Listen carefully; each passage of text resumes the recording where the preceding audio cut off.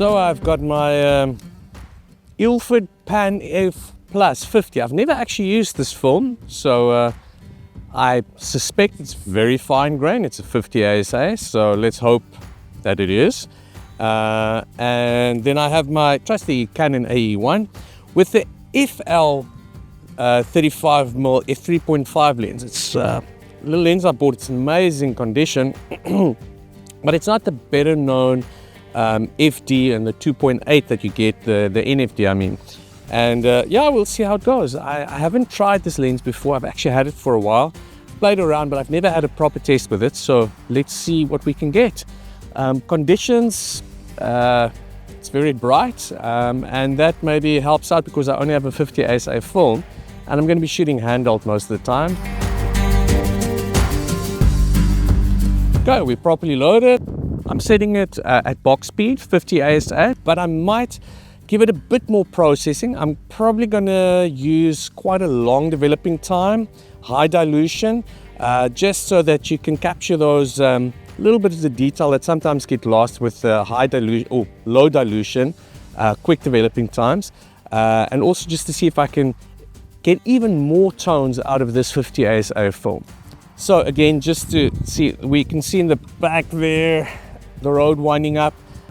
If I was lower down, the foreground would just be too big. With 35mm, it's wide to give me that sense of space, but it's not that wide that I end up with so much foreground that I don't have anything to do with it. And the elevation also just cuts away a little bit from the foreground, just makes the composition a bit more pleasing for me.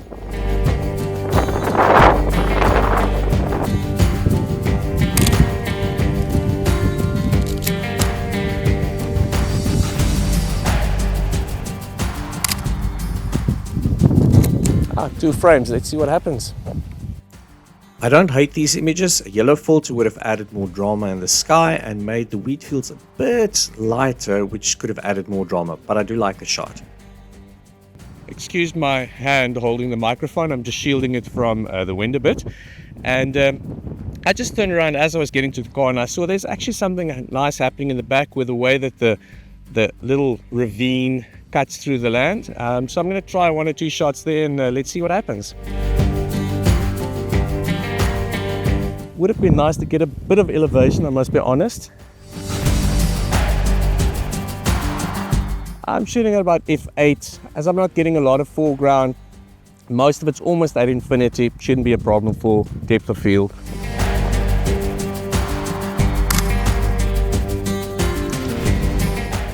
Yes, I think elevation would have helped. Maybe trying to stop down to f11 would have given more clarity straight through, but I like the shot.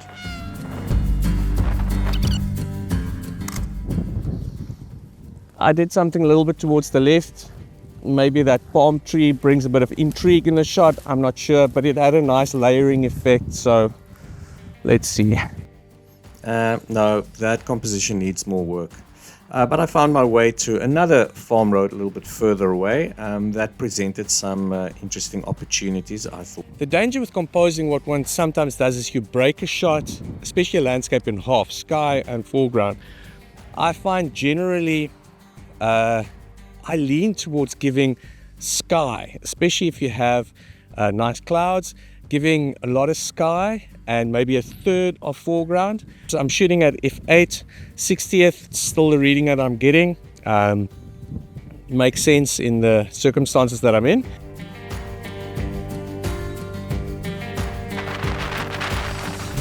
Now, I did take my own advice in that I split the shot in half, but there's a symmetrical feel here with the road running right up the middle of the shot that I hope does it justice. Let's see. Actually, no, I prefer the one with more sky again.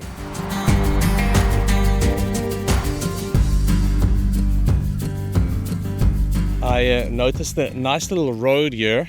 However, there's a no entry sign and also a sign that says trespassers will be regarded as hostile, and I'm going to respect that. Farmers are very parat and military, and you better have a very good excuse if you rock up on their farms unannounced. So I'm at the gate. I'm not going to go any further. I'm just going to take a picture of this nice little scene that I see in the back here. So let's see if I can get a nice shot.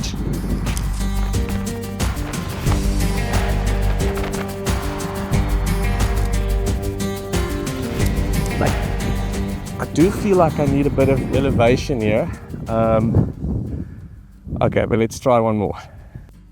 I really like how this film handles blue sky. And no, I actually did not burn in on the sky. This is straight from the scan, so I did not burn in on the sky. So I really do like that texture it gives. I definitely prefer this composition to the previous one. I really like this image actually.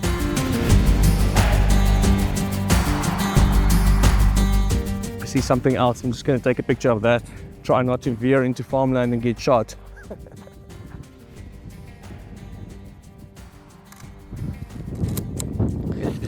I don't know how Ilford Pan F 50 handles blues, so we'll see. Maybe the sky's just going to be a whiteout. Who knows? There's something in the scene behind me, and you can see Table Mountain peeking over a hill over there.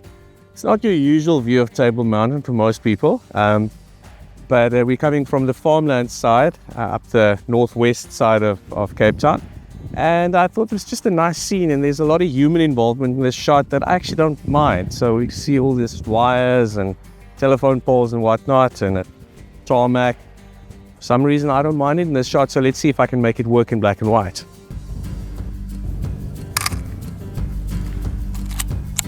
I really don't know about that one.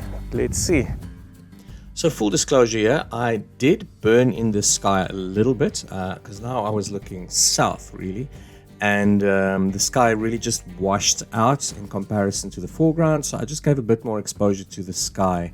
But this is something that you would do with dodging and burning, or in this case burning, in a black and white darkroom as well.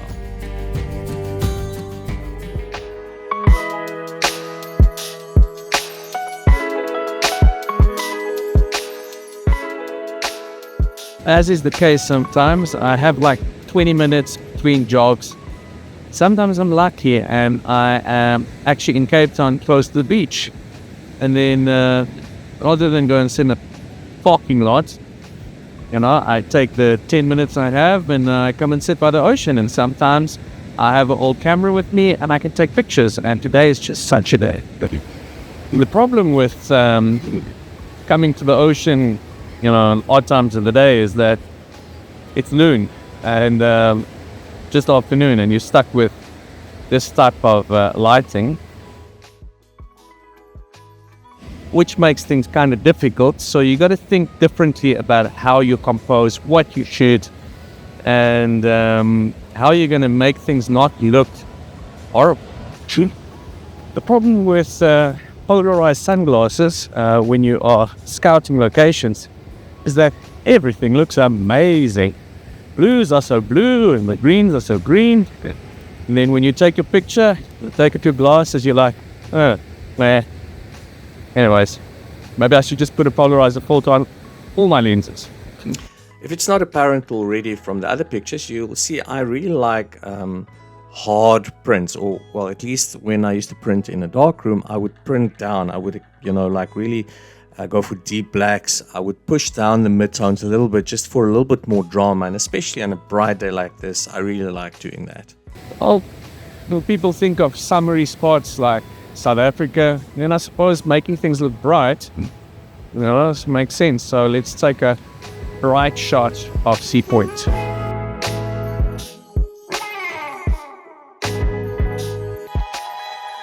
Yeah, in this case, a really high key shot just looked boring, so I just burned down in the sky and also again made a hard print, or just lowered the exposure so you to get those heavy midtones.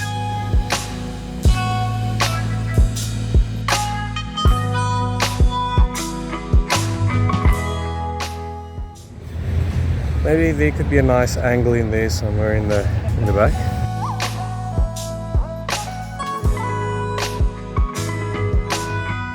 Okay, it's probably not going into the architectural digest. I like the shot. Also printed hard, but I also added the vignette. I burned in the vignette. This is not native to the lens.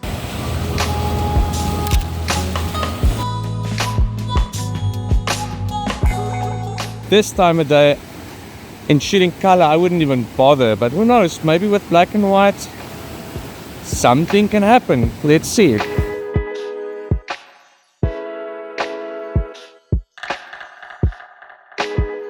Yeah, well, that concludes my little excursion. I need to get going, but who knows, I might have a nice pick or two. I'm not 100% sure, but we'll see. I'm here in Philadelphia, 25 kilometers north of Cape Town. So I still have that roll of Ilford Pan F or Ilford Pan F 50 ISO in my camera. I still need to finish that off, and so I'm in this area really just to quickly go recce a spot for a client, and I thought, let me bring the camera along and maybe I could do something nice with it here. So I'm looking around, and again, it's quite bright today, but let's see what that 50 ISO can do for us. Now, what I see here is actually quite interesting. I'm not sure if you can see it there. I can't really see on the screen, but you have this road diverging, forking, and on this side the road is like gray, and on this side it's like a red clay. So I'm interested to know how that will represent in black and white. So I'm just going to give it a go. The image is arresting enough, again, only because I printed it down quite hard, and that added drama to it, and also burning in the sky a little bit helped. So that last shot actually finished the film. So I think we're going to need to go and process and scan and see what happens. So my take on the film is that it is definitely a fine-grained film. It's however not as fine as I thought it would be, but that could be the developer that I used. That is a bit of a strange one. It's a knockoff of Rodinal, basically. However, the tonal ranges on this film is really, really great. So I do like the spread of tones that you get in here. So all in all, I really like this film.